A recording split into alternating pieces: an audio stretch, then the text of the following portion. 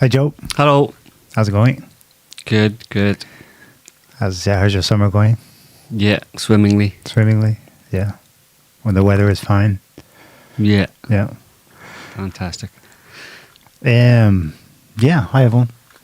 We're a little late today. Sorry about that.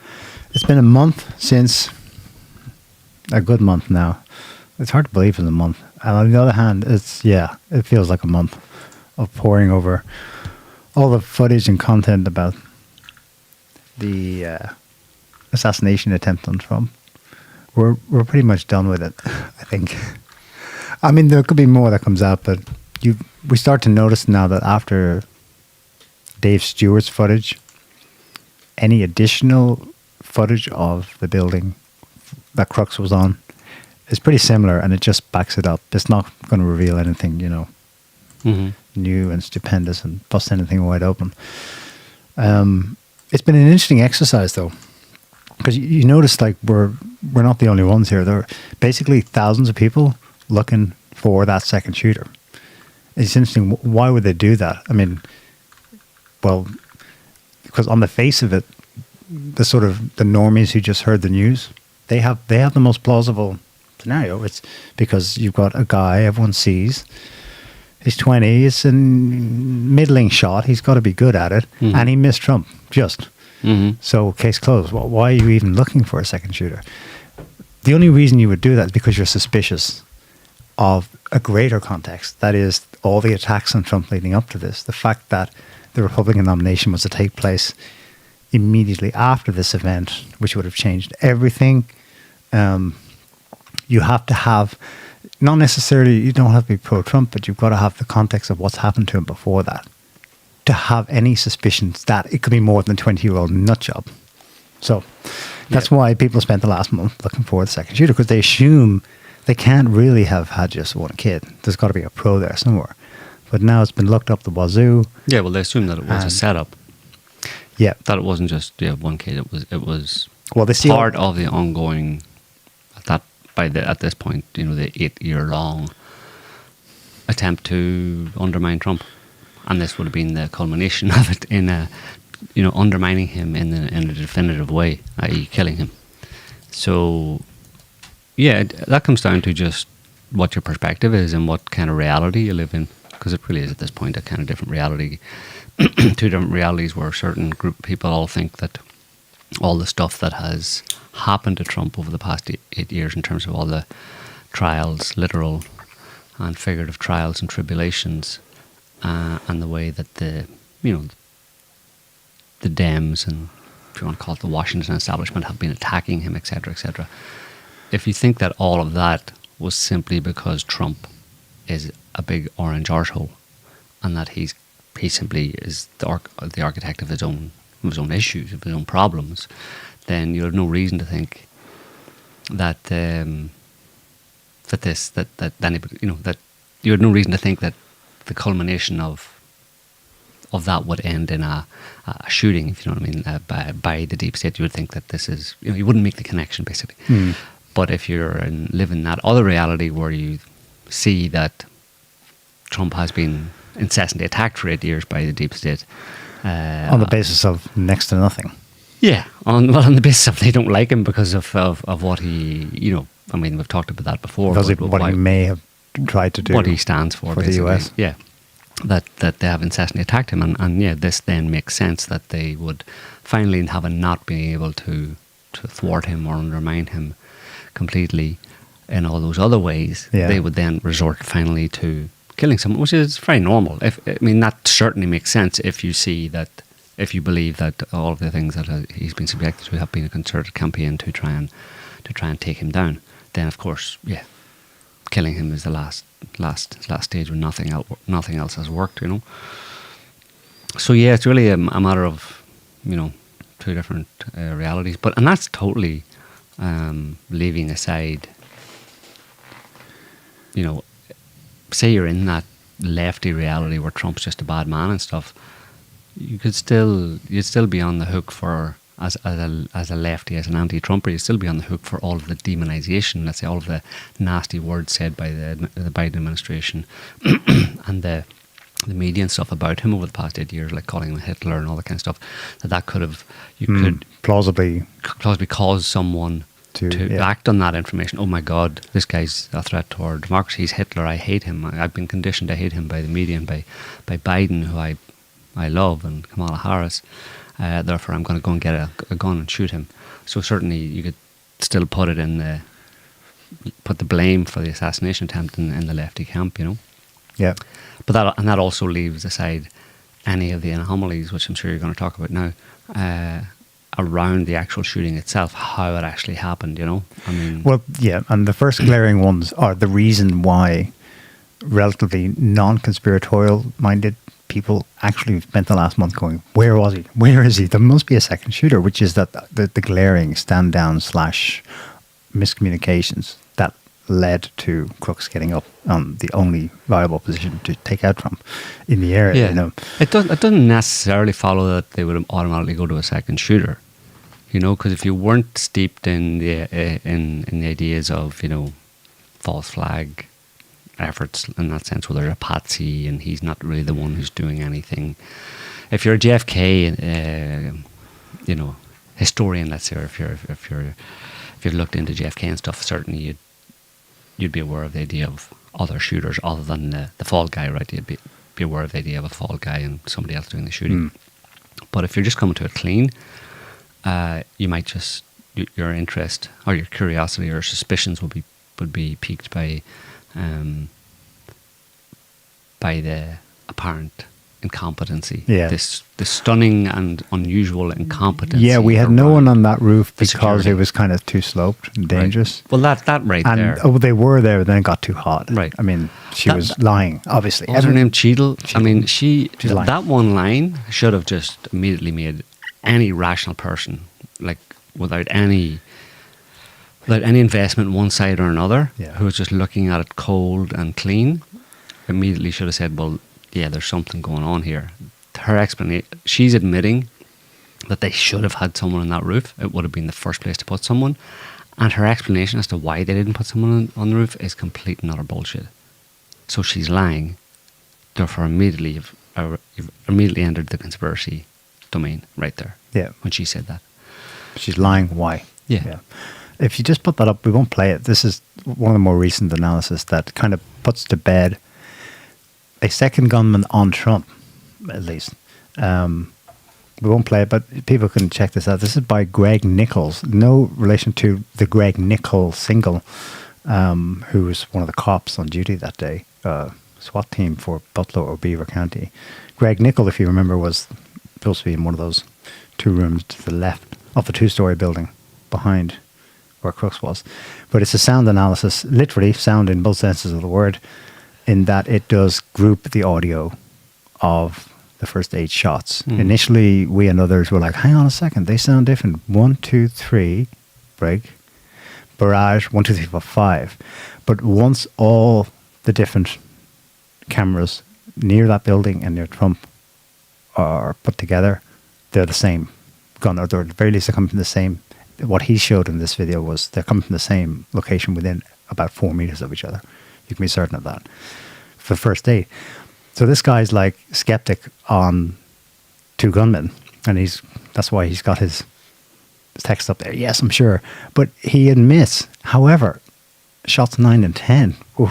Don't know. I can't place him. Can't place him, which is interesting.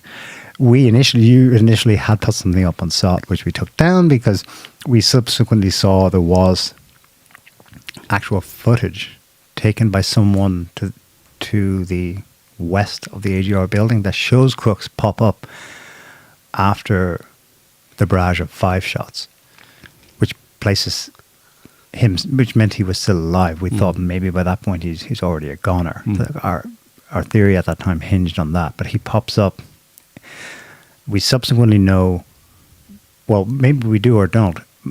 Did you hear about the report published by Representative Clay Higgins? I think it just includes a self-report by a cop, or is it convincing analysis? I can't remember which, showing that shot 9, the first one, say, after Kursk is done shooting, hits him. Hits the stock of his gun, maybe. Right, and maybe injures his hand. Or And that would be injures why his he face, pops up briefly on the roof, and he's seen in that footage by Mike DeFrizio or John Mallis, I'm not sure, which means he is alive still after the first 3 and 5. And 9 hits him, and he's startled and moves. Then later comes 10, and that would probably be the kill shot.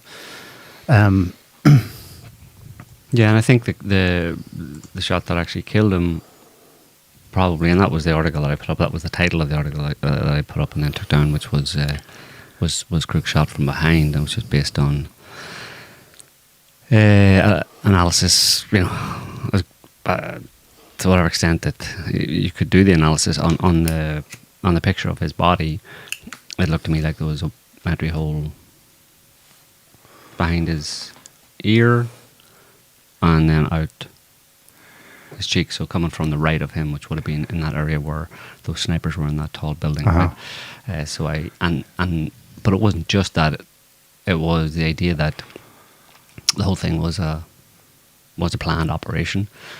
Kursk was a patsy, and this is something, you know, they do. Intel types do all the time and have done for a very long time. It's part of their statecraft, as they call it, where they'll groom. There's a lot of talk about grooming these days in all sorts of different ways, but where the first kind of grooming was grooming young people to engage in, anti-state or violent behaviour in order to serve the agenda of, let's say, Western intel organisations and governments, you know, where they'd basically groom young, pliable, manipulatable guys to do whatever you need them to do, up to including shooting people, carrying out assassinations, that kind of thing. So the idea that he was shot, the idea that he would have been shot from behind by one of the people who organised this was in that context. This was an organised, a planned, carefully planned setup, carefully controlled setup to have Kursk do the shooting, and then he would have to be taken out. You couldn't.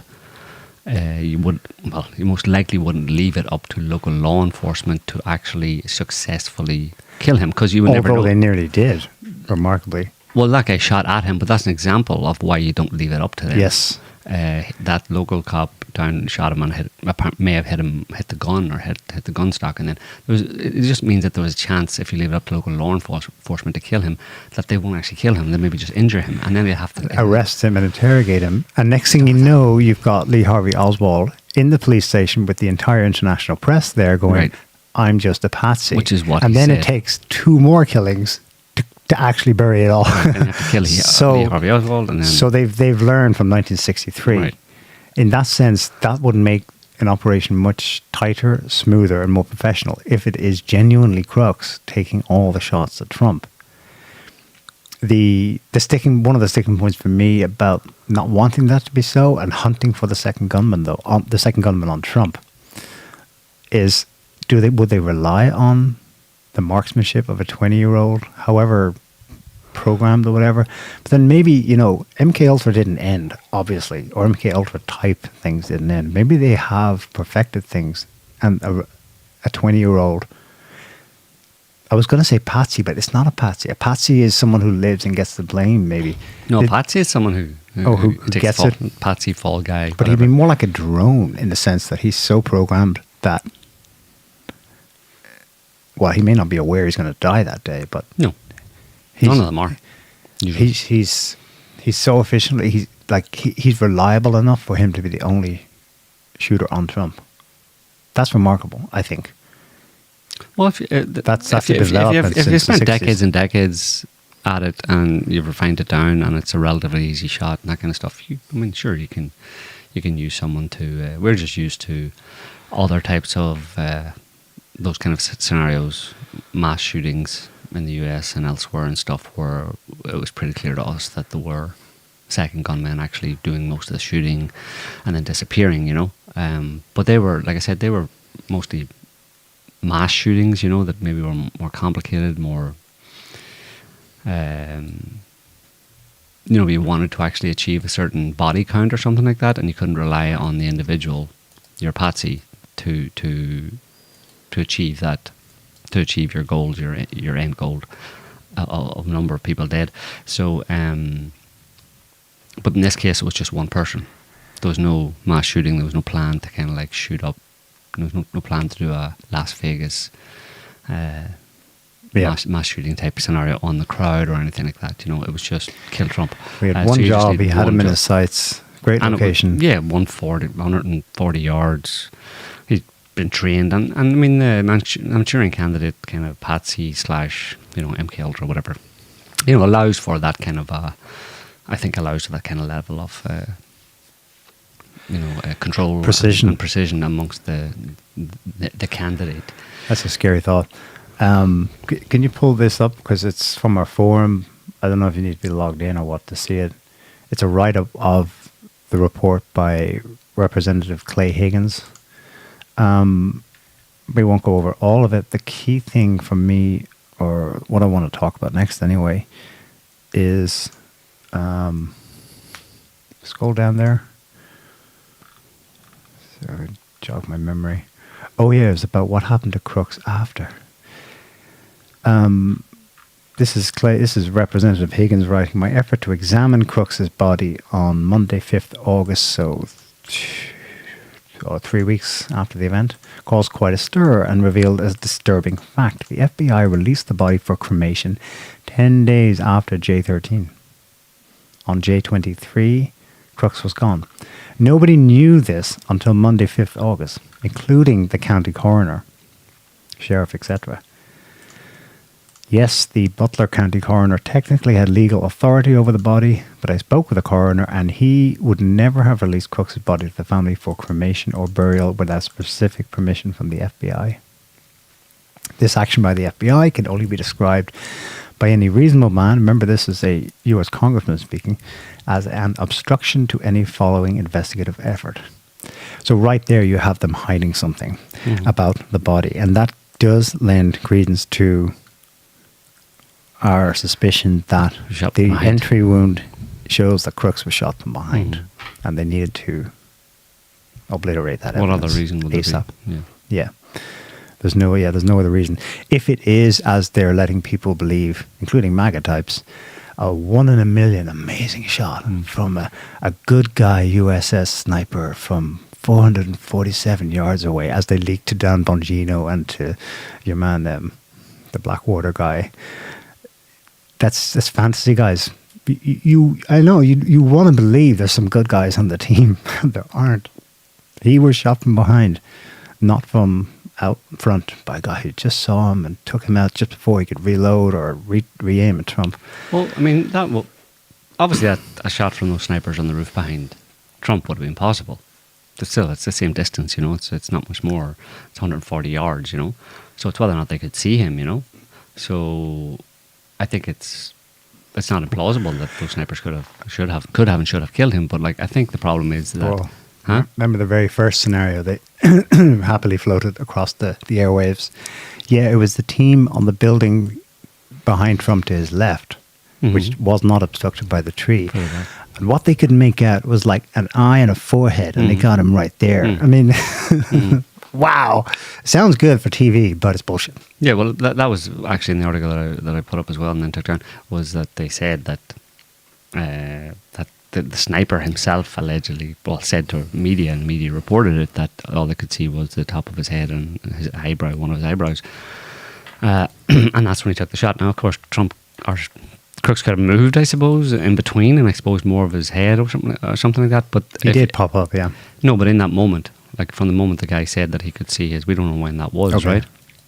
So, but I'd say it's maybe unlikely given the speed of the bullet and all that kind of stuff, but it's possible. But anyway, even so, in that scenario, you would have had more than likely you would have clear evidence of a bullet hole or in the front of Crooks's head. If a sniper can see his head and one of his eyebrows, then you're talking about his forehead, from his eyebrows up forehead. That's all the guy could see. That's what the guy was aiming at.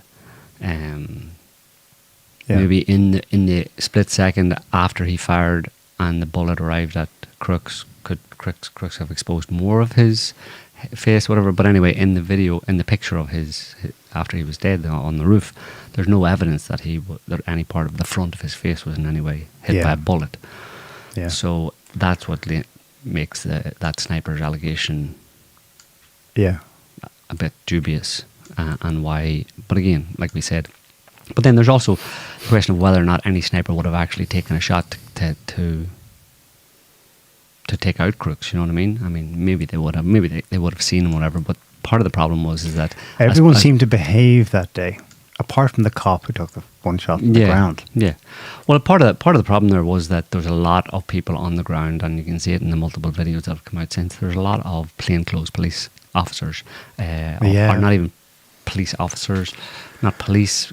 Could be from FEMA, FBI, who knows? Yeah, any number of different agencies, all operating there, and all dressed like crooks, all milling around and dressed like crooks. Shorts, khaki shorts, and t-shirts. Yeah.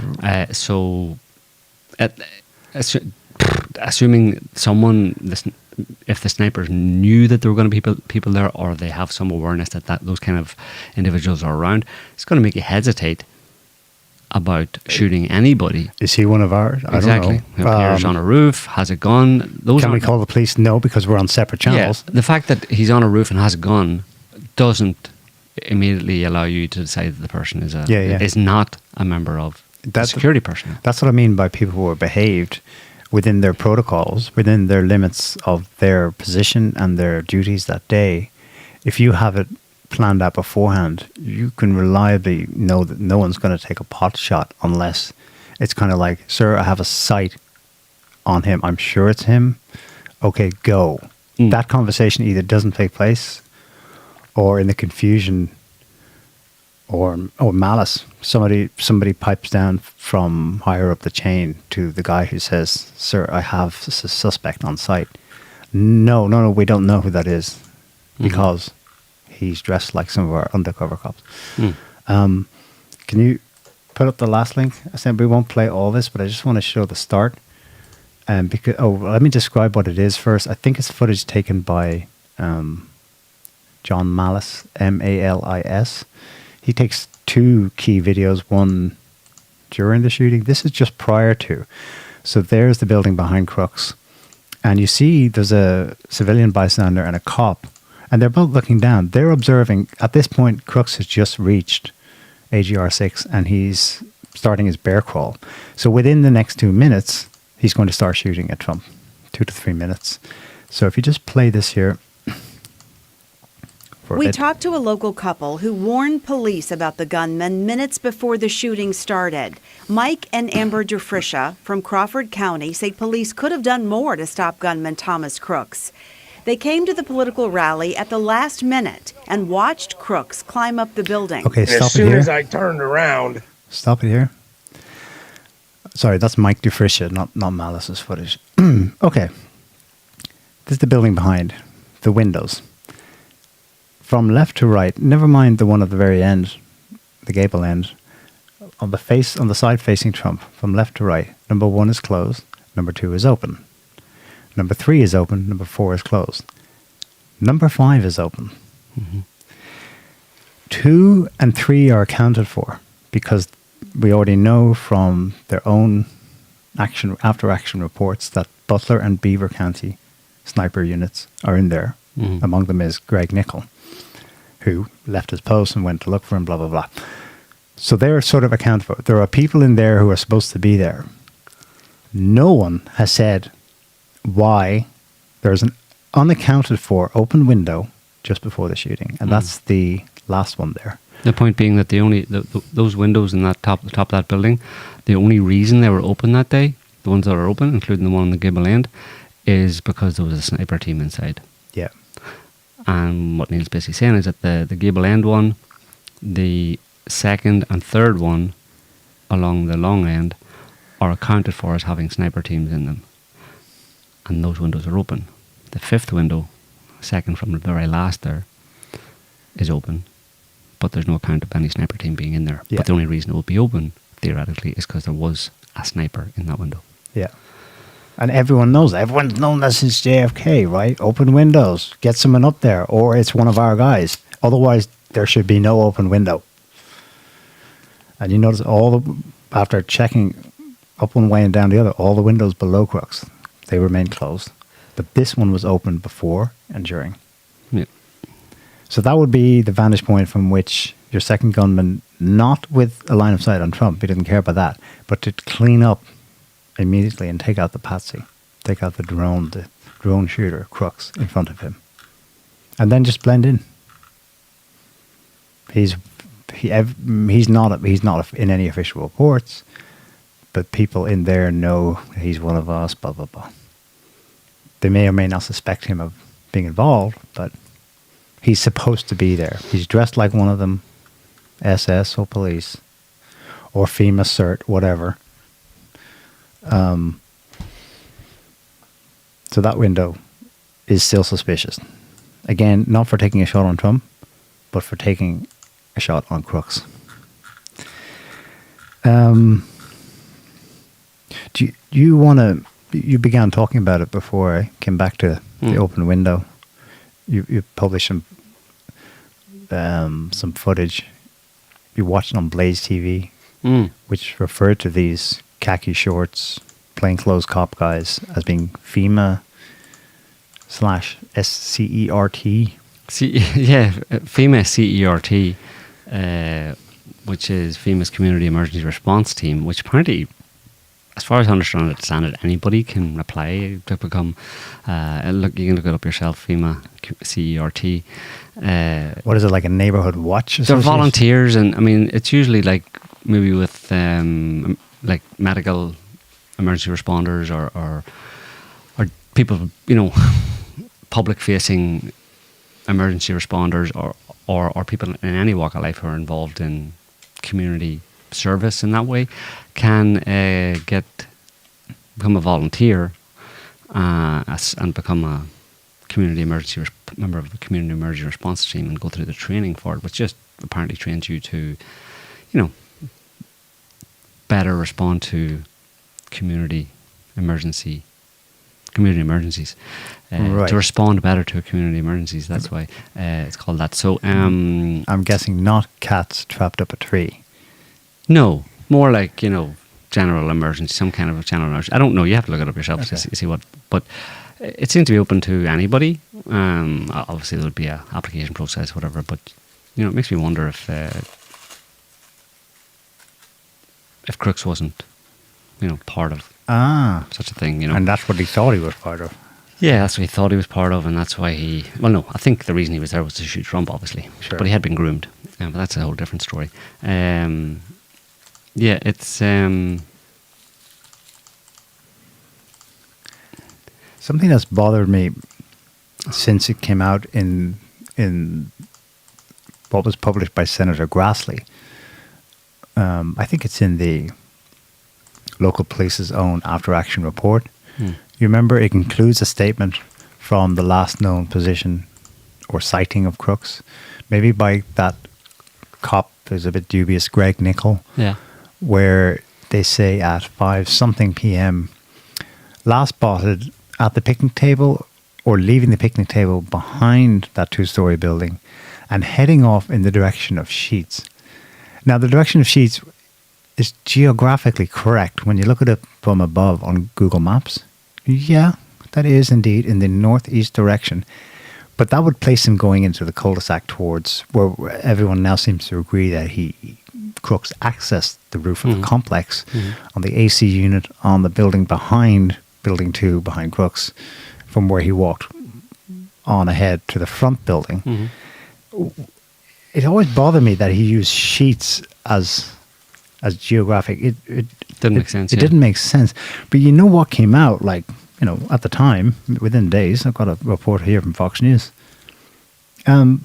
Sheets convenience store is where the van, supposedly belonging to Crooks and loaded with 3 pipe bombs, was found and towed away. He had parked it at Sheets. I never liked that because it kind of suggests an intimate knowledge. Yeah. Why were sheets on his mind? that sheets, Because no one's supposed to know at that point. They're supposed to think, in fact, that he may have come on that bicycle over there. They don't know. They don't know. Yeah. They don't know that he's a definite bomber type Mm. yet. They're just a bit suspicious about him. And yet he points out the place where that evening, the van with Arizona plates that none of his neighbors had ever seen at Crooks's house, supposedly belonged to him and is loaded with 3 bombs. That was his sheets. Yeah. It kind of, I wonder if that was a accidental Freudian, someone who knew too much left that in there, you know, because geographically it's correct. He walked in that direction, but it's 500 meters almost away back in the northeast direction, way beyond the AGR complex. Yeah.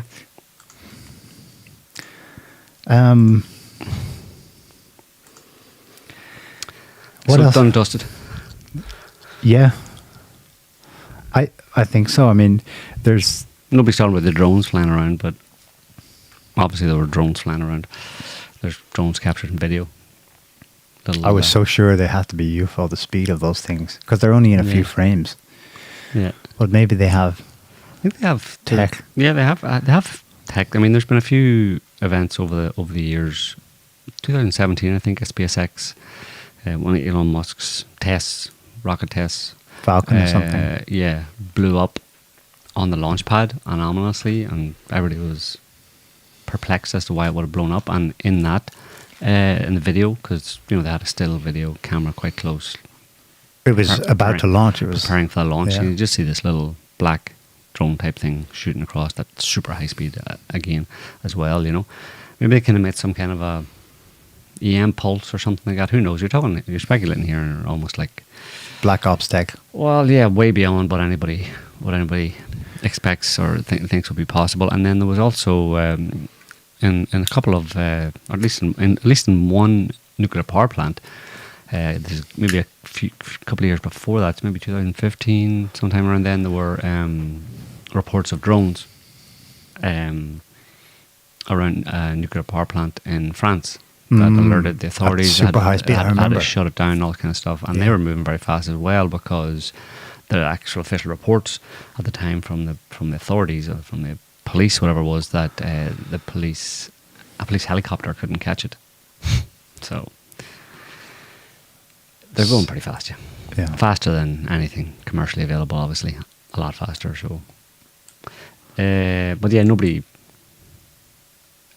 I mean, it's evidence of something else going on, obviously. Yeah. When there's super fast drones flying around, it's evidence of somebody else being involved.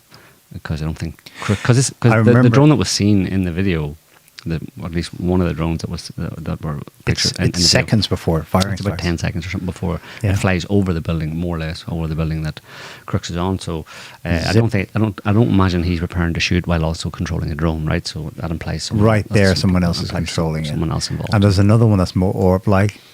Yeah, which Seen maybe that over the same one, but stage. further away. Okay. There's different vantage points of them. There's several videos of them, and they're from different vantage points. One's closer to the stage, that would be 150 yards away. But the one is actually in the guy Dave's video, when he has pretty much the best recording of the actual shots, because he's right below Crooks's building when the shots are fired and stuff. And in his footage just before the shots are fired, he kind of, and as he's panning left and right, you actually see a really clear image of one of the drones, and it's closer, Yeah. It's so close you can see there's a little antenna sticking out of the back of it, Like a fin. Yeah, like a little fin on the top of it, and that suggests it's closer, which means it's over the building in the proximity of Crooks. Yeah. As he's preparing to fire. But then the same drone can be seen from the stage around the same time that the shots are fired, but it would necessarily be at least 150 yards further away. Therefore, you don't get from the video, you only get a more blurry image. It looks maybe like a ball, or there's not as much. You don't get the definition. The definition with the fin and all that kind of stuff suggests that it was very close to the building that Crooks was on. So, yeah. Yeah, they were so Johnny on the spot at the time to report there were no drones in the air that day. Well, except for one. Yeah. There was Crooks. Crooks had an overflight of the whole place with a regular drone, FPV, first person view, so he could, plot his line of fire and all that. but there was zero surveillance from police or U.S. Secret Service. That was, I suppose they had to cover their asses for why they didn't see him, right? But in the telling, they then exposed that there's a drone that is captured on footage that remains unaccounted for. Mm-hmm. So they had to lie, but they've exposed themselves in the process. So Trump has survived. Will they try it again? People are naturally cynical and, I don't know, No. without hope about despondent or taking the black pill on it. And, well, they'll just do it again. But I don't, can they do that? I suppose they can. Why not? You certainly lose the ability, or you lose a significant amount of ease with which you can do it again, because you've basically shown your hand. And I'm sure Trump and people around him, etc. Everybody with any sense obviously knows it was an inside job that someone tried to take him out, and then it was a state, let's say, deep state operation. But even if you don't accept that, if you go with the official story and think that it was just crooks, either way, your security is going to be massively beefed up, and your checking of possible weaknesses within your security, etc., for any future events are going to be massively beefed up, which by definition makes it a lot harder for the people who did it the first time to do it again. Yeah. Makes it a lot, from the two scenarios, it makes it a lot harder for just a lone gunman who hates Trump, like crooks. It makes it much harder for someone like that to get access to any future Trump rallies, because they're going to say, well, let's check all the buildings. Well, we'll check all the buildings this time. Well, maybe we'll put someone in the building this time, will we? Well, I don't know, should we? Why would you say that? Well, it's just like, the last time there where we didn't put someone in the building and then Trump almost got killed. Well, maybe we should. But let's have a meeting about that and see if that's a good idea. Obviously, they're going to say lockdown. And not just in the scenario where it's just crooks. But if you expand it out to an understanding or an acceptance that this was from within, that this was then you're going to think really seriously about how you're going to avoid that happening again. You've got to make sure you know every single person on the team, but they do have a way in that respect, because obviously they have these kind of deep stater types have access to all the infrastructure of the security apparatus of the state and all that kind of stuff, so they can still get in even if you are trying to watch for them, Yeah. They would put someone in there who's the guy who's going to make sure that no one shoots Trump this time. Yeah. So materially, yes. Technologically, yes, they could.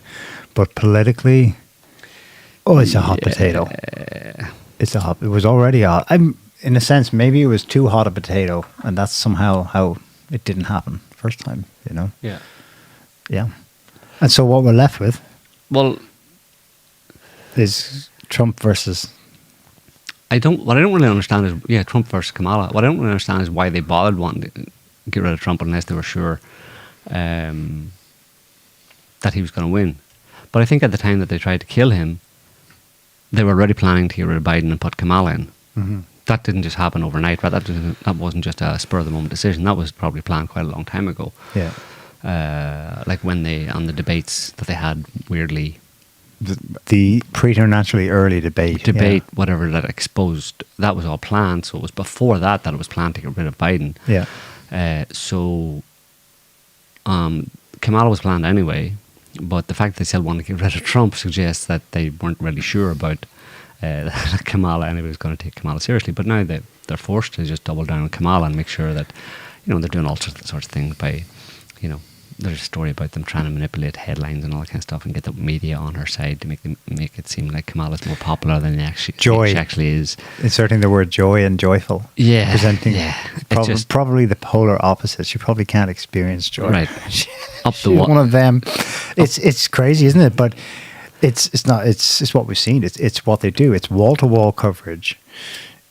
Oh shit. Okay, so Trump survived. What do we do? Well, just ignore it and saturate the airwaves with Kamala, and that's what they've done. Yep. Now, But then we're first. would that work alone? No. But I think what is going on here, they're shaping a plausible background, giving themselves what people call the runway ahead of it for a plausible-ish scenario where Kamala wins. Mhm. Well, you saw how popular she was in the press and on social media, where we, mess with the algorithms. So, yeah, it makes sense, no? No, it doesn't. But still, that's what they seem to think they're doing right now. Yeah. And it looks successful to me. I've even seen people who are MAGA people going, oh, my God, she's going to win, isn't she? They're not so naive. She's going to win in quotes, but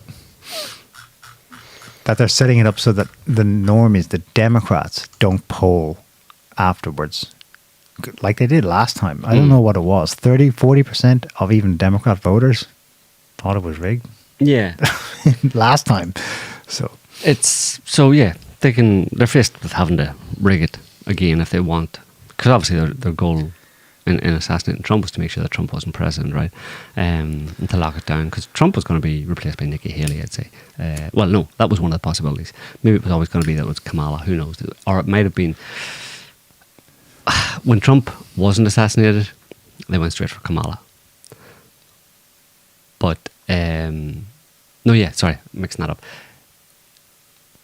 Trump was probably going to be replaced with Nikki Haley. And there's also the element that Trump was probably going to, you notice that in a couple of days afterwards, the media reported just kind of like quietly that the FBI had released the information that they'd been working on a plot by Iran. yeah, Now it's possible that the scenario around the assassination of Trump was that it was going to be blamed on Iran in some way or other, that Kursk was going to be shown to have been groomed or something by Iranian or paid for. whatever, and that was going to just, I don't know if it would lead to war with Iran, but certainly it was going to it was going to be beneficial for Israel, right, in the current climate.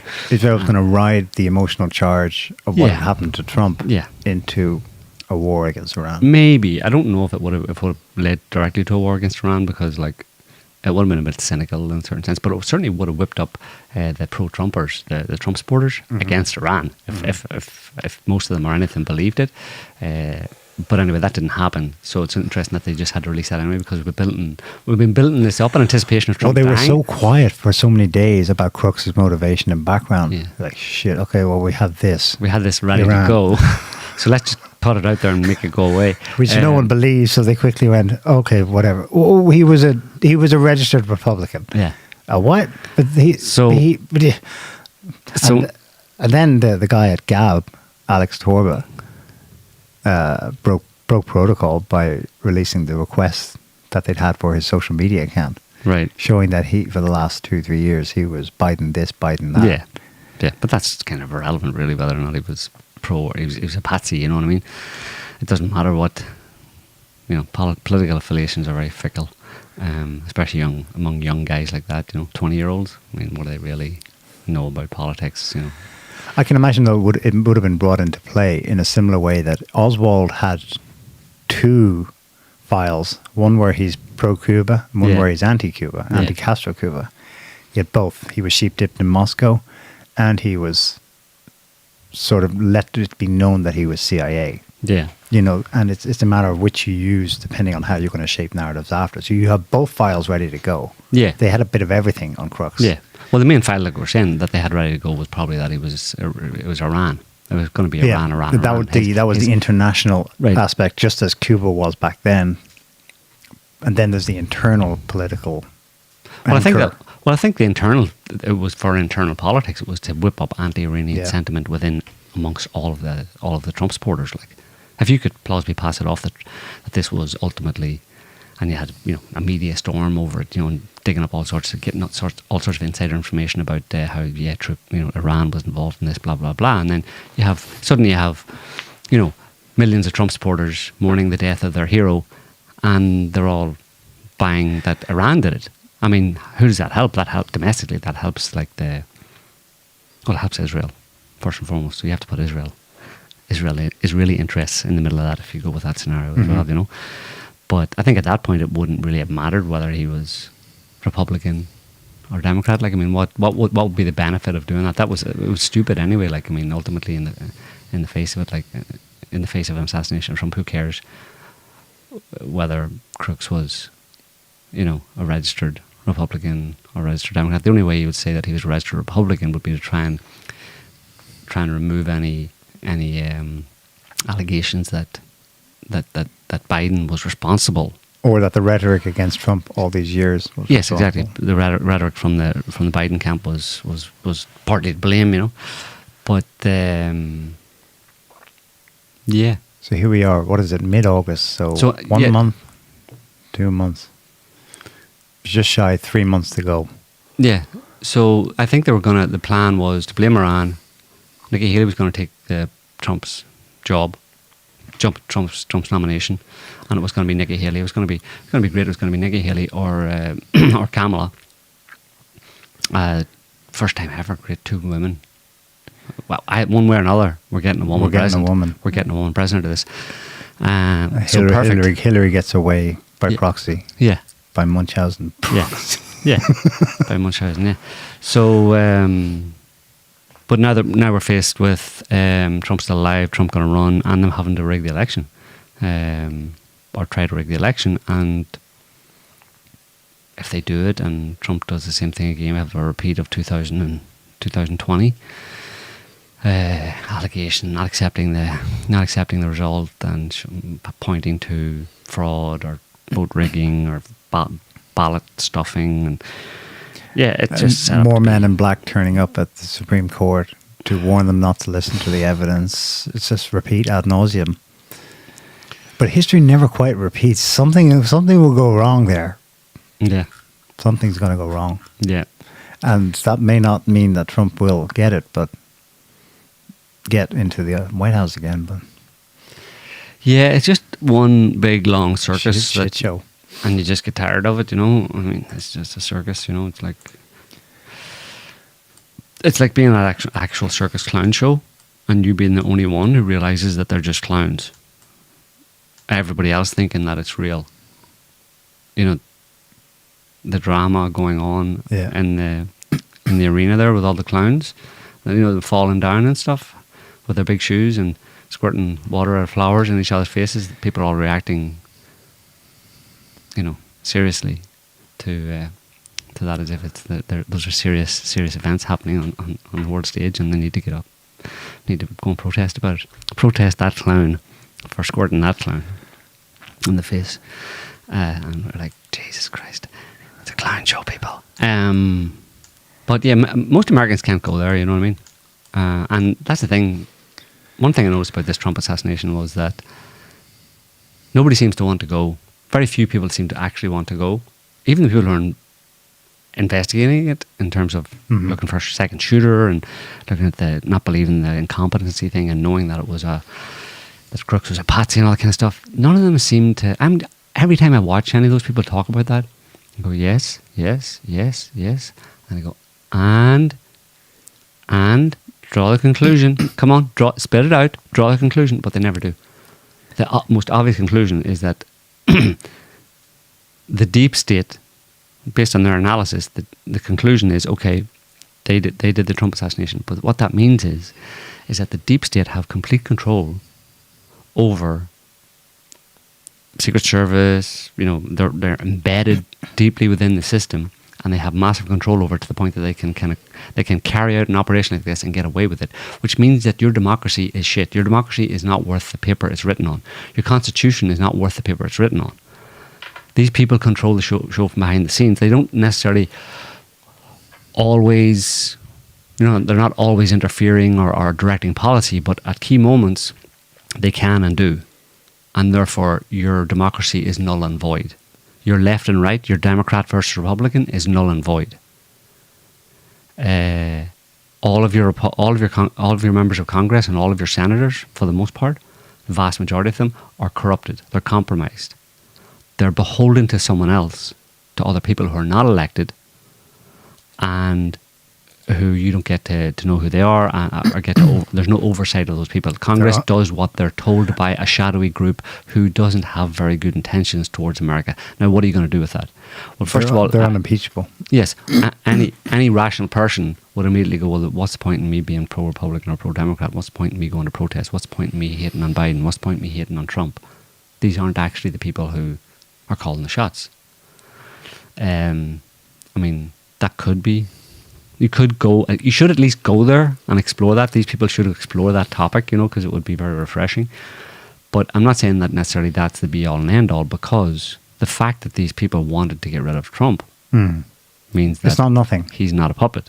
He's not a complete puppet. Why would they want to get rid of him? He's in the arena, but unless he is a kind of puppet and they don't actually care about Trump, what Trump tries to do or not tries to do, they don't care if he wins the election or not, because they can rig elections and they can make sure he doesn't get to be president.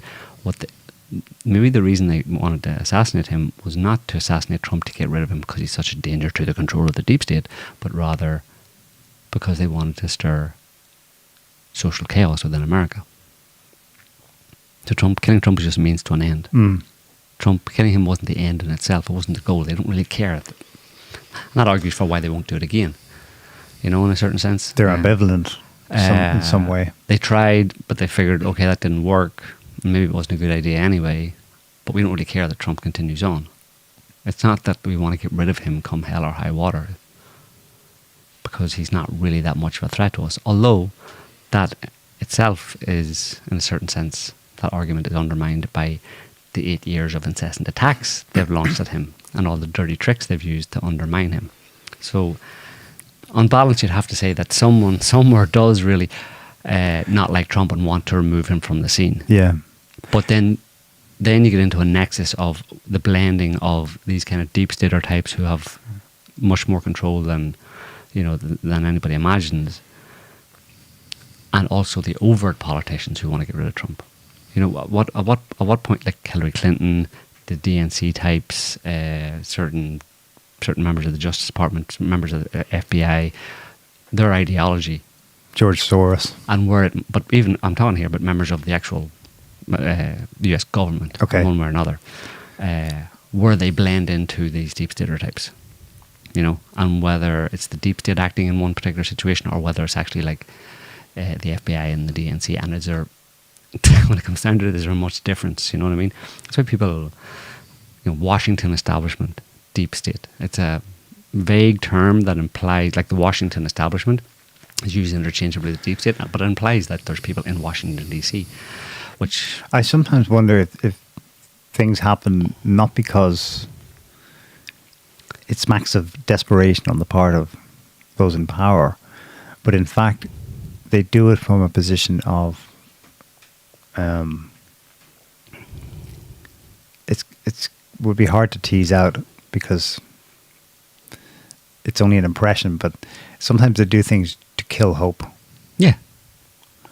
To put to bed any hope, because Trump represents hope for a lot of people, and killing him would send the broader message. It would create chaos, which they presumably felt confident they could manage and control and steer towards ends where it didn't result in a revolution and the overthrowing of the state, but that they would kill any hope that there's anything you can do about it. Yes, there's a deep state, like the New York Times boasted a couple of years ago. There is a deep state, and thank God. And all is right in the world. And he's gone. And there's nothing you can do about it. On the issue of names and who they are and stuff, and whether there's anything to be done, I like this report. It's by Greg Strenstrom, I think, in The Intelligencer today. Apparently, he was interviewed by Alex Jones about it, and he let drop that that this may have been put together in cahoots with Trump or his family. Well, disinfo. Why not? Do you think so? What? That Trump conspired in his own assassination attempt? No. That they have a good bead on who exactly in the permanent bureaucracy in the U.S. government forms the key decision makers, at least at that interface between political level, the DNC, and US government agencies. Can you put that up? We won't obviously go through the whole thing, but it's put into. He breaks it down into 5 arms of this, what he calls the council. Apparently, he thinks they themselves informally call each other the council or the SIGI, which is an acronym for something. And it's loosely been around since the 70s. Put what up? Oh, did not send.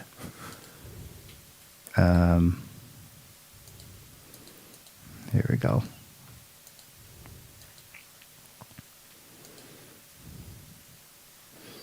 I sent that somewhere. Ta-da. Okay. He published it in July, 5 days after the assassination attempt. The council, who was running the United States of America.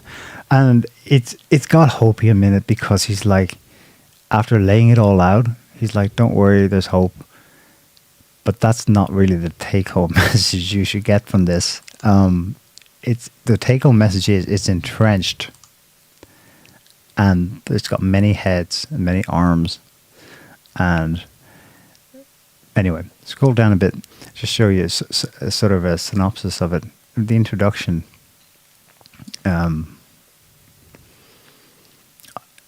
He captured the essence of it well.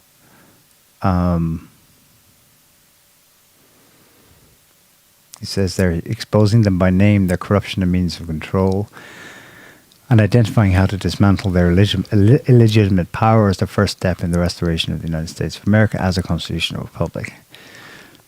Indeed, it's not going to happen, at least not without a fight. Scroll down, so the council he names as... he puts this is one of the 5 arms. He said there's a media arm, a political arm, and this is a key one. So the U.S. Inspector General, Michael Horowitz, he puts FBI Director Wray in there. He obviously isn't that instrumental, but he's going to be important enough. U.S. Attorney General Merrick Garland, others you've never heard of, with obscure titles like this: Director for the Office of Professional Responsibility, Jeffrey Ragsdale, Chief Public Integrity Sector, acronym PIN, Corey Amundsen, again, someone you've not heard of, U.S. Deputy Attorney General Lisa Monaco, and First Principal Deputy USAG, don't know what that stands for, Marshall Miller. Scroll down a bit more. He describes this council as go up a bit, as an untouchable, legislatively codified sui generis, which is Latin for unto itself, organization, with tentacles embedded in every government agency and branch, except for the Supreme Court, supposedly. From their perspective, they own the United States of America. It is theirs, and they are its self-appointed stewards. Anyone who is not them are useful idiots, useful innocents, or human chattel to be discarded to necropolitics, which he later explains is the arena. Mm-hmm. Necropolitics is the clown show you see take place on the floor of the circus. Mm-hmm. These guys are back in the back rooms, and they actually manage the circus. Mm-hmm. The rest of us are expendable, quote, carbon units assigned positive and negative values depending on our relative usefulness to them. This, he claims, is their language.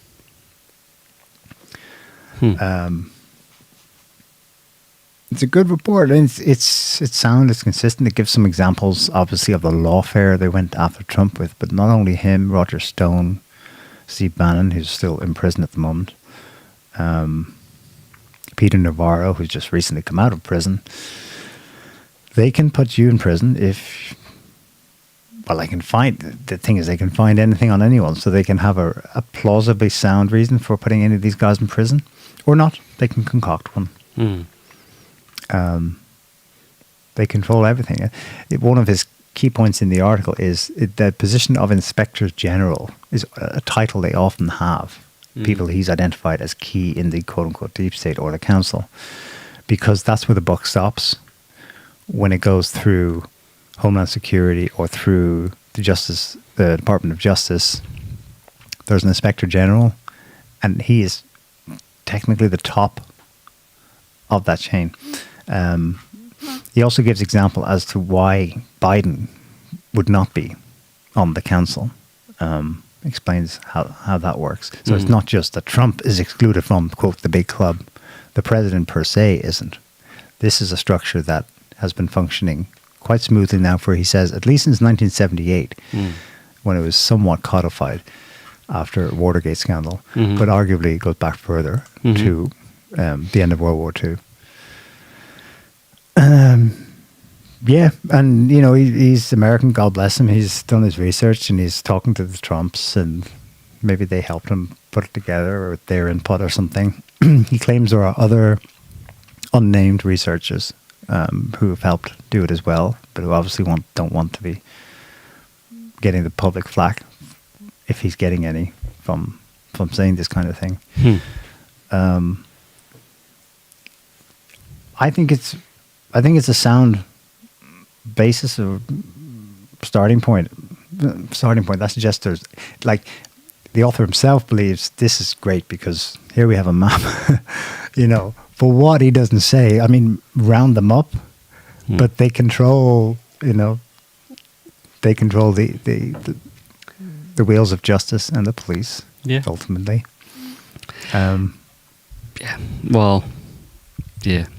I think, you know, at the end of the day, these people are just they're gonna do what's in them to do, which is, you know, create chaos and stuff. But that chaos creates a response, you know, from the population, you know, and it can upend their plans, you know, like that idea of the way they talk about people and all that kind of stuff as cattle or whatever else, useless. What do they call them? Useless innocents or something? Or, yeah. Useful idiots and useless innocents. Right. Yeah. You know that mindset. That's accurate. Yeah, but it's arrogant and it's presumptuous and underestimates. You know,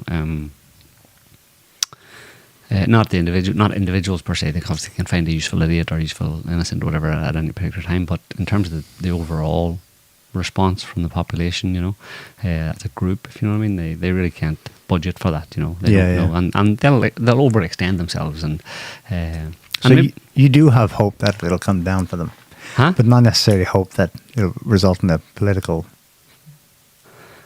solution, but hope that there's a determinus, there is an end point to being able to do this.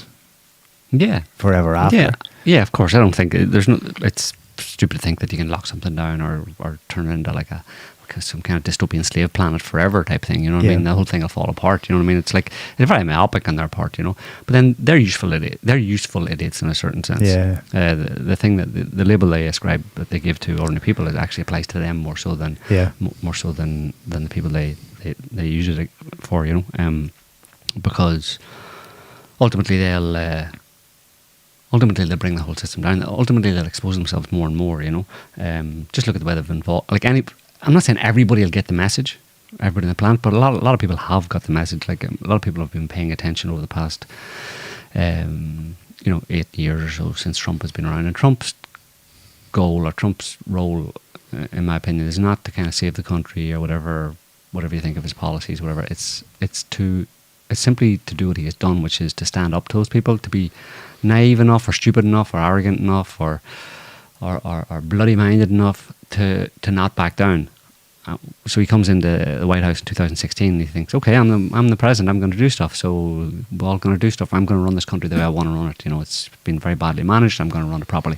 And then he finds out that you're not allowed to do that, you can't do that, and he's like, what do you mean you're not allowed to do that? I'm the commander-in-chief, I can get to do what I want. No, you can't, sir, actually, you know, blah blah blah. So then he starts getting angry and he makes enemies of people and all that kind of stuff.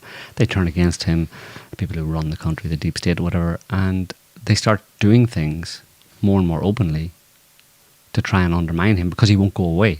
He's very annoying to them. He won't go away, and they have to do certain things, increasingly do more and more flagrant and obvious things that expose their existence. which lead to a report like you lead to the distillation of the information. Well, it's interesting. This came 5 days after J13. Right, but so Publication of it's this. been the past 8 years with Trump that have the most destructive part, the most useful part of Trump's existence, let's say, in American politics, has been to expose the deep state and the ways To pull back the curtain on a substructure. Yeah, because they've had to come out and act in. They try to do it as covertly as possible, but they can't.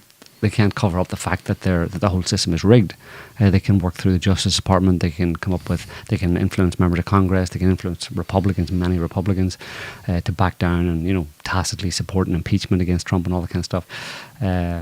So they show their hand, and they reveal to the American people, if the American people are watching or anybody who's watching, that they exist, and that's who really runs the country, and that's the nature of government.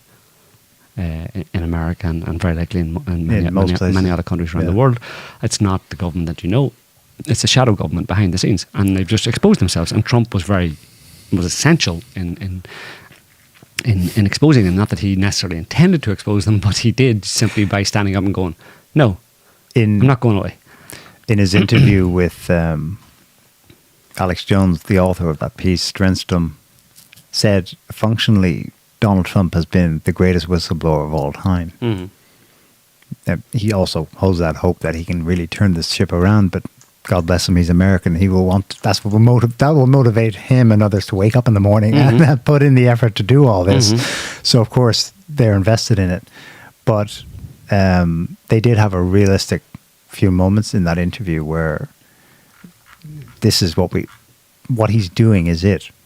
Yeah. Functionally, he is a whistleblower. But exactly, but they have and he's drawing others whistleblowers to come to people like him. They have a to lucid help us few report. moments where they realize that's what's going on, but then they go back to, okay, Trump, we're going to back up Trump. We're going to Make America great again. We're going to drain the swamp and make America great again, because the point is that those people can't, and I understand they can't simply draw that conclusion. I mean, you could almost call it like fatalistic.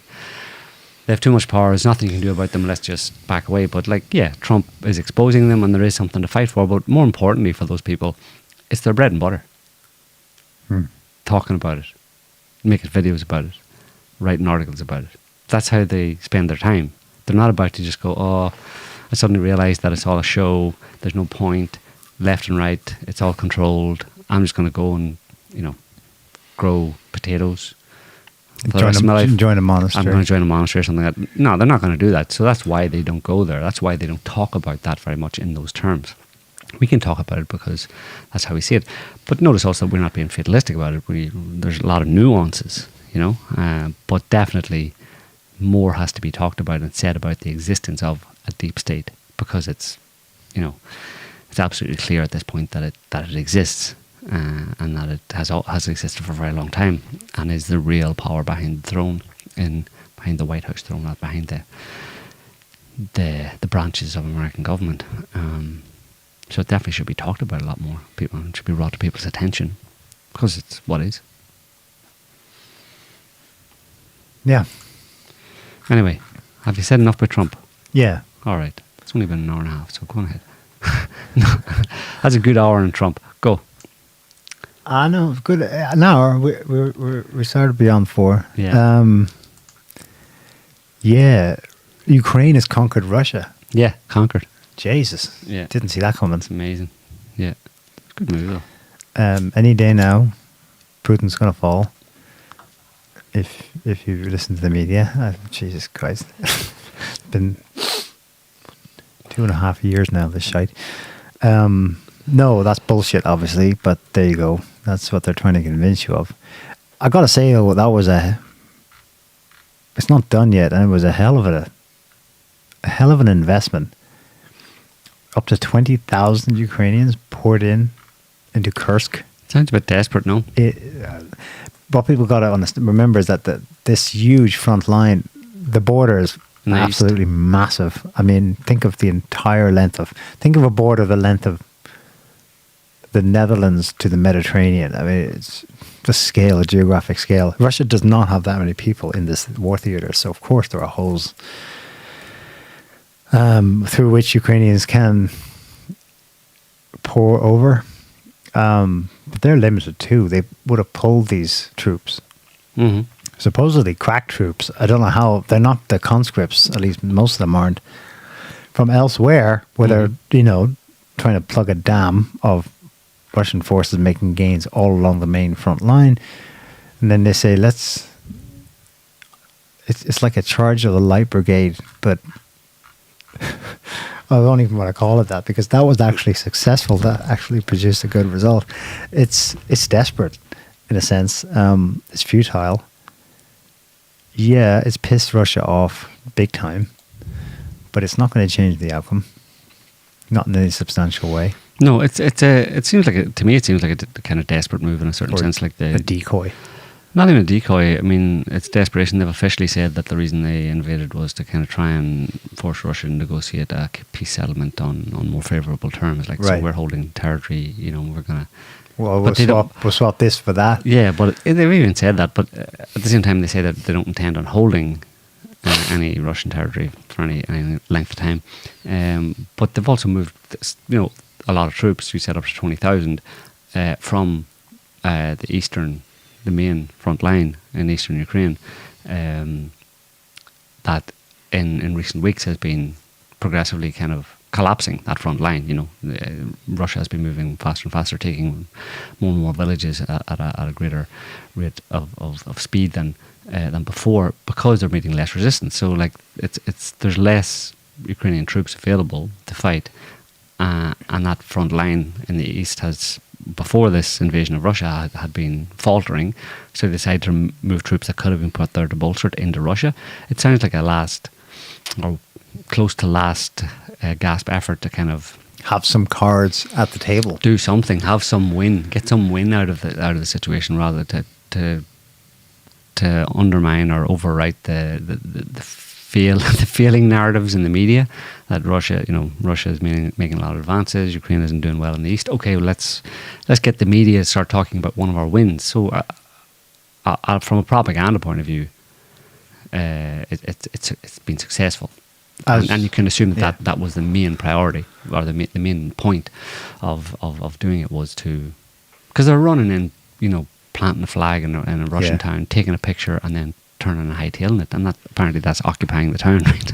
Well, they're abducting civilians as well. So it definitely was coordinated with Western intelligence, despite their denials. Of course, when you only know when something. Oh, we didn't know. We're shocked by this development. You only know something's the truth whenever it's been officially denied by Washington DC and the Brits. So this is obviously something that's officially true. Is that there was absolutely fully coordinated with the West, and relying on their intel, which they have done over the whole course of the war. The Ukrainians have relied heavily on Western military intelligence, satellite information, all that kind of stuff to know where to go, where was breachable, more easily breached.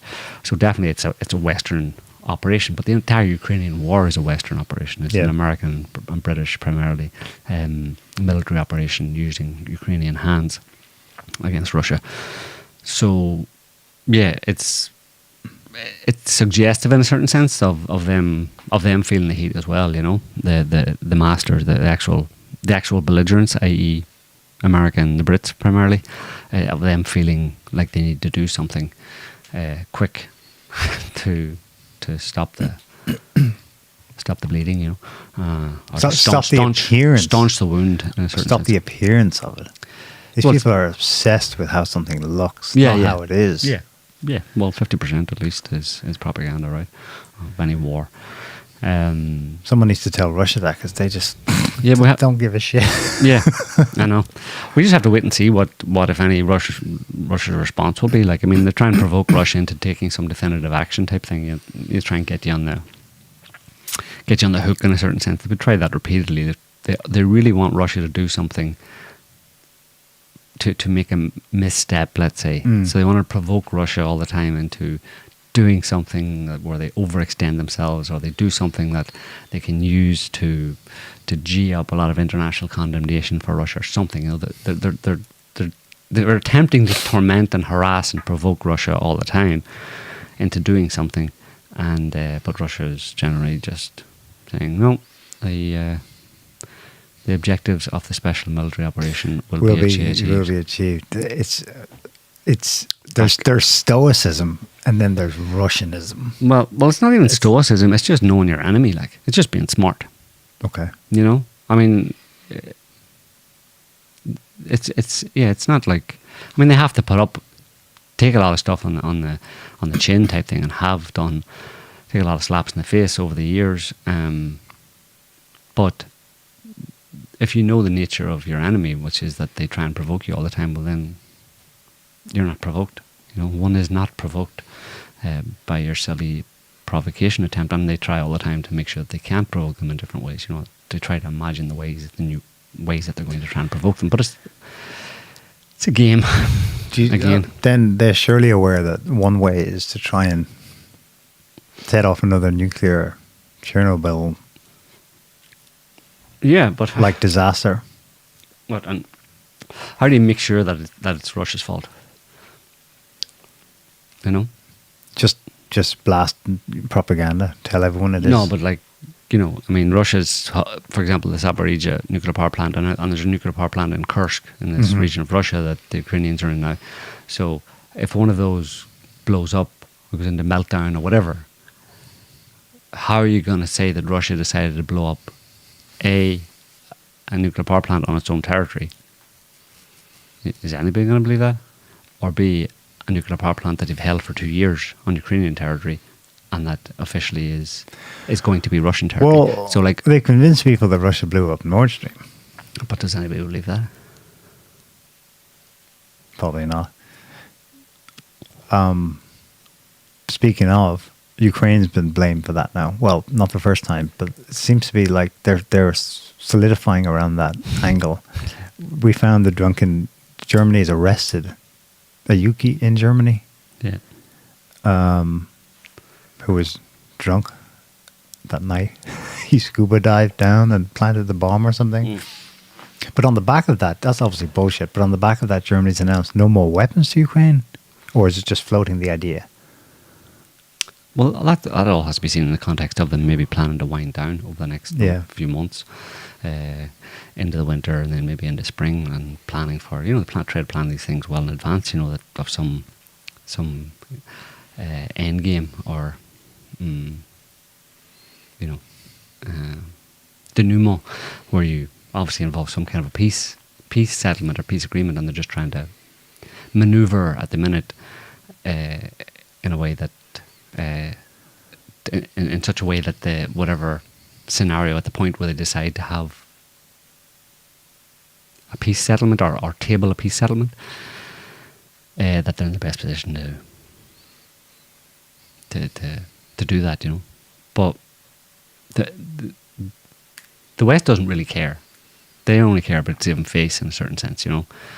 And I don't know how they're going to negotiate that, because, but they don't. Yeah, they can just turn. Like they've said all along, you know, all of Ukrainian territory belongs to Ukraine. It needs to be given back. And jump forward a year or two, and they're having a peace settlement where they accept that, you know, 4 regions of Ukraine are now Russian plus Crimea, and it's all done, dusted. And it was, like I've said before, like, oh well, you know, none of it was personal. Good game, jolly good show. Yeah, Boris Johnson will be the British negotiator. Yeah, like, we had a good bit of sport. We all did very well. We all tested out our military capabilities. We all made some money. We made a lot of money. We bolstered the armaments industry, and it was all jolly good fun. Well done, everyone. Clap on the back, and let's move on. What's next? What's next? More war. What comes after that? I want to say something about the UK riots. They're over. Probably on the whole a bit worse than the 2011 ones in scale and whatnot. But just remind people what started this, because it just really gets my goat. I mean, we're used to this now, but it is infuriating that major events or trends that take place these days are often provoked by something specific, and there's never any follow-up. All the media and focus is on the result of the provocation, but not the incident. So this is what happened. This was the guy, or it's a sketch of him, a teenager charged with murdering 3 girls in Southport in the northwest of England, appeared in court. So this was the follow-up. It had happened a day or two before. They obviously let on that he was not white British, he was black. He's from a nearby village in the area, but was born in Cardiff, Wales, and that they named him as well. I think if you scroll down, for some reason they broke their own. They don't normally do that. They named him as Axel Ruda Kubana, of Rwandan descent. He killed 3 kids and stabbed a bunch of others, and 2 of the adults who were organizing this dance class. If you scroll down a bit more, usually the defendant, because he is a minor, would be granted anonymity. However, in an exceptional decision, the judge did not conceal his identity, who has now since turned 18, supposedly to prevent the spreading of misinformation. Well, yeah, that didn't work. Clearly, this was immediately blamed on Muslims on social media. That spread like wildfire. It wasn't the incident. There was a follow-up. There was a vigil where some guy showed up that actually sparked the rioting. But anyway, the British press has just had a field day with misinformation, disinformation, and the Russians are to blame. Bullshit. Certainly there were people who just leapt to conclusions. This is supposedly a photo of him as a kid, and that's the best they could do. There's no photo of him older. There's just court sketches. I'm dubious. It's a very suspicious to me because it does have the hallmarks. You can understand why people assumed a stabby jihadi did it for ISIS or Allah or whatever, because this is how it always happens. A random guy stabs a bunch of people he doesn't know, innocents, usually often kids, it could be grannies or whatever, sometimes it's cops and stuff, and that's the end of it. There's no follow-up in the media about why he did it, who he was. Instead, we're all left to deal with the fallout, which is 1,000 people arrested. Around 1,000 people have been arrested for subsequent rioting. Half of those have been charged. Some of those have been jailed already. And some of those just for making social media posts. So there's been a... I'm not even going to judge whether this is the proper response or not. The rioting was serious. I mean, they did have to show a strong hand, I suppose, to put it to a stop. But here's an example of someone who's already been jailed. People from the BBC, keyboard warrior jailed for part in UK disorder. If you scroll down what he is supposed to have done, Wayne O'Rourke had 90,000 followers on X, and his crime is he posted misinformation. Okay, what did he say?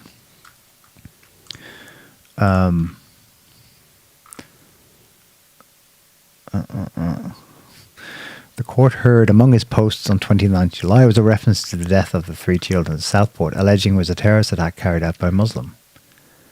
Okay, is that it? Scroll down more. A further post urged the people of Southport to get out on the street, and that garnered 1.7 million views.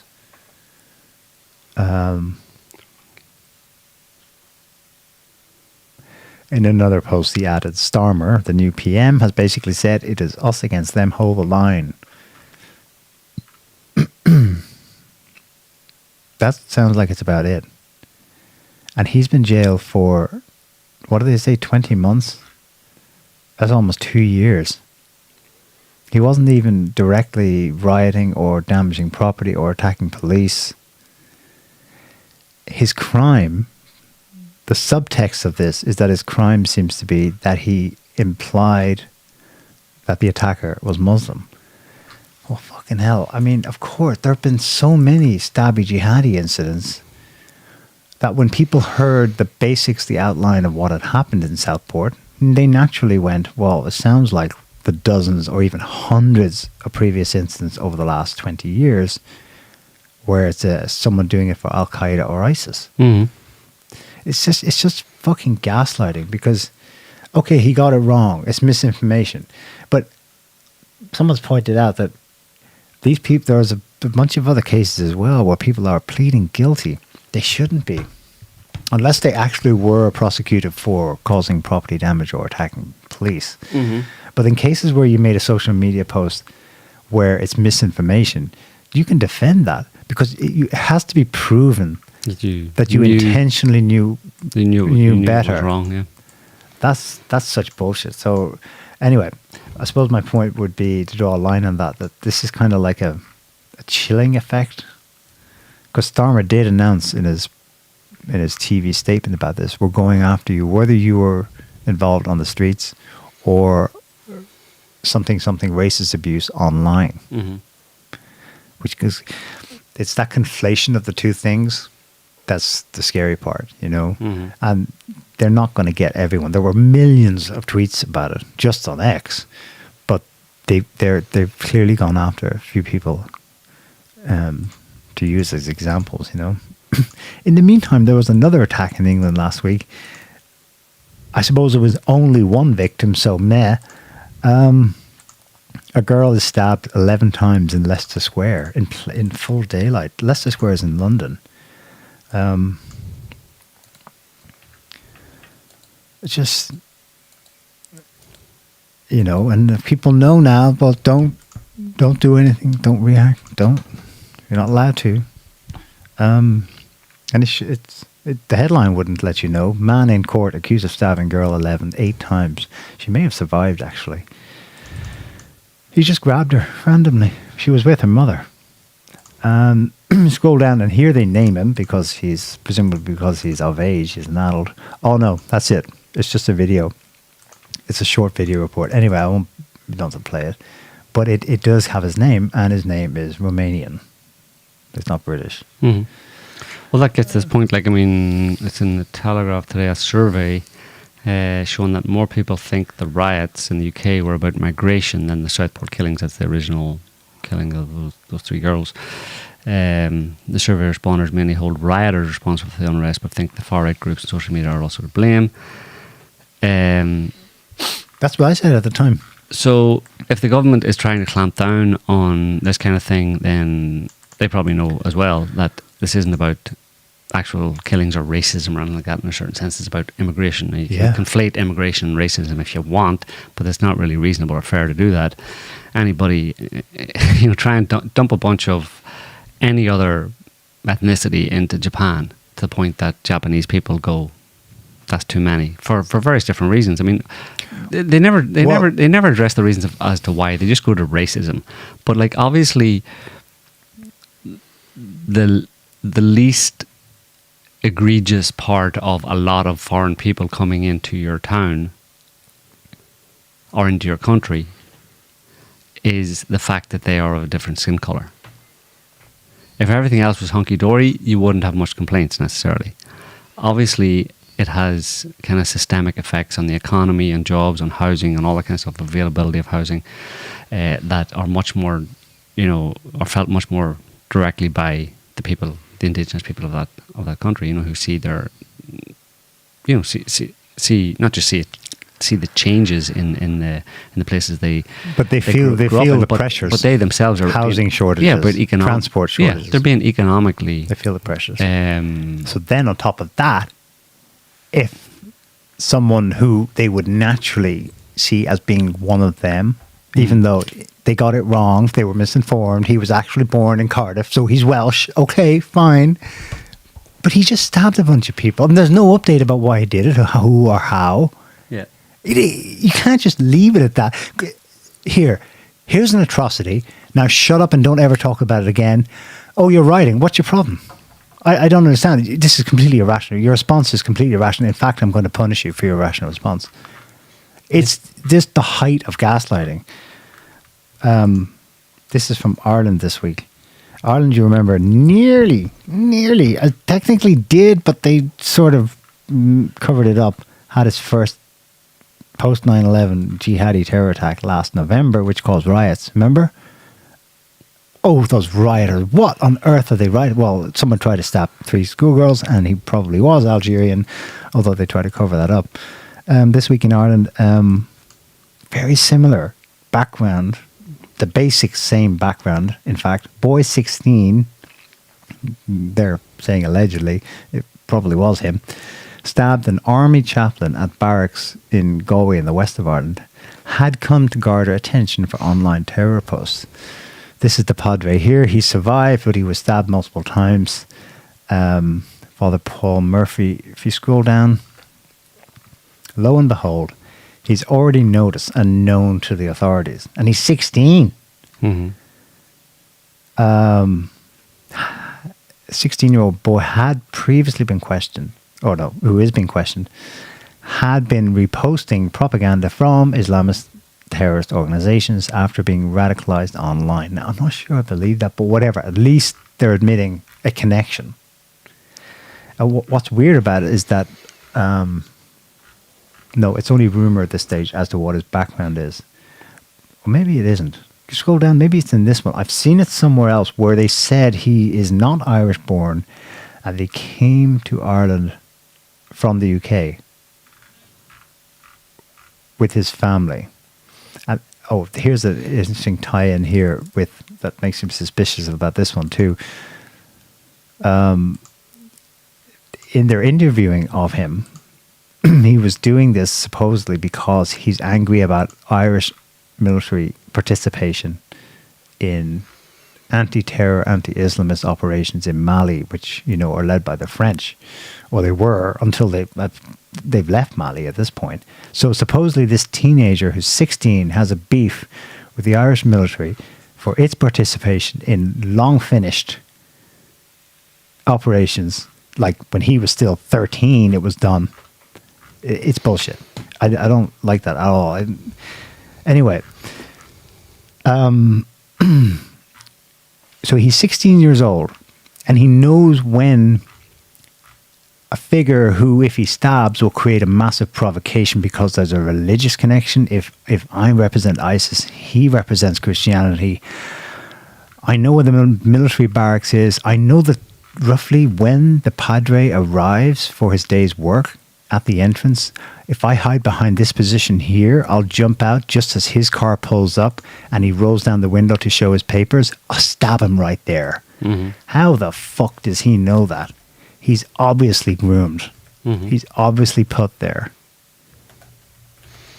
This is the kind of shit that's going on as provoking people in the climate where people are already talking among themselves and expressing discontent with the population pressures, economic pressures, social pressures, cultural pressures of having so many non-Western people dumped on their doorstep. Which brought me back to something that Paul Joseph Watson noticed, and he did a short video on it a couple of months ago. So I revisited this report. He found this. I think this could be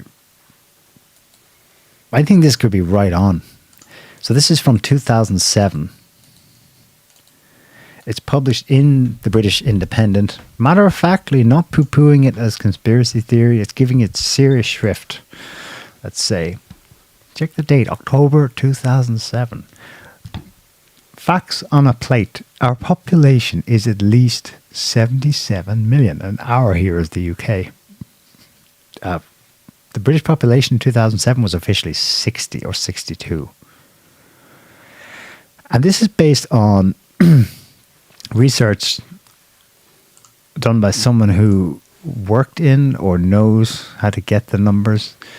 The statistics on food production and the statistics on food consumption. So at the level of agricultural production and at the level of retail, what big chain stores like Sainsbury's and Waitrose actually sell each year. And they will, of course, deduct for exports to other markets and so on, but they'll end up with a consistent pattern that should sync together on graphs and whatnot. And based on what was coming in and out of farming and retail,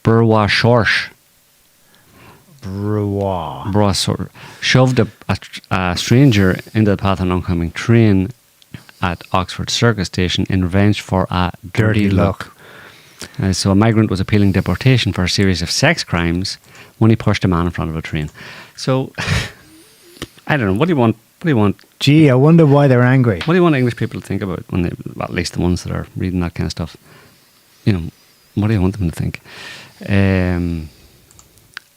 Meanwhile, as a result of multiculturalism, that same multiculturalism that they've been promoting a long time. I mean, you notice here that all the woke stuff, lefty woke stuff, multiculturalism, diversity, equity, inclusion, blah blah blah,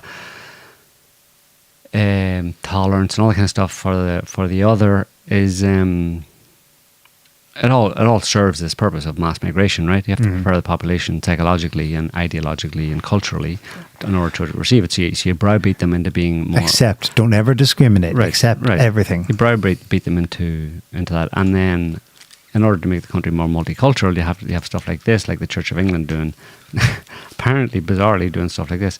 Church of England has decided to drop the word church to be more modern, but in reality what they mean by modern, they mean more multicultural, because obviously if your country's increasingly full of people who are not traditional, Western European Christians, in fact they're from elsewhere in the world and they're not Christian, well then you can't be going around shoving Christianity down everybody's throat or making Christianity the state religion. You have to kind of remove Christianity as the state religion to the extent that it is a state religion, and it effectively is in the UK and Ireland and most other European countries.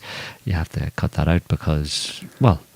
Oh, hello. Are you new to the parish? The immigrants that we need... Do come in on Thursdays. We'll be sacrificing chickens. Yeah. You do have to, make them feel welcome, right? So you can't be...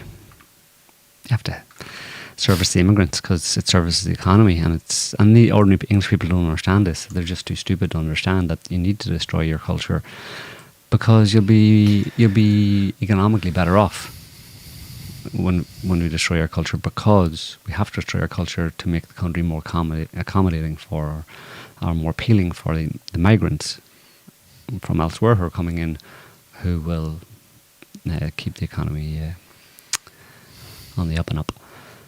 So, yeah. Yeah. So just so much chattel.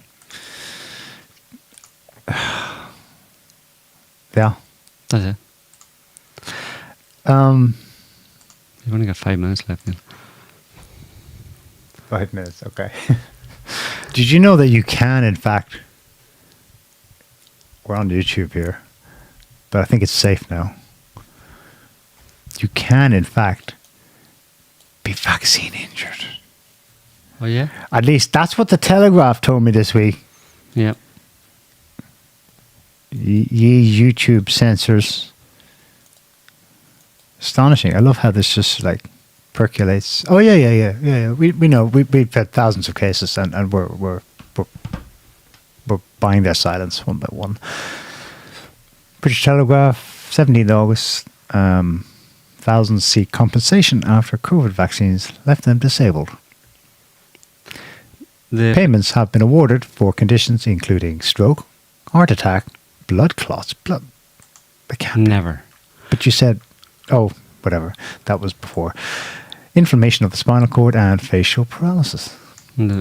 So 14,000 people was the official number Really? that have applied. That's just England. Have applied for payments, but applying for payments is pretty difficult. A lot of red tape, and right.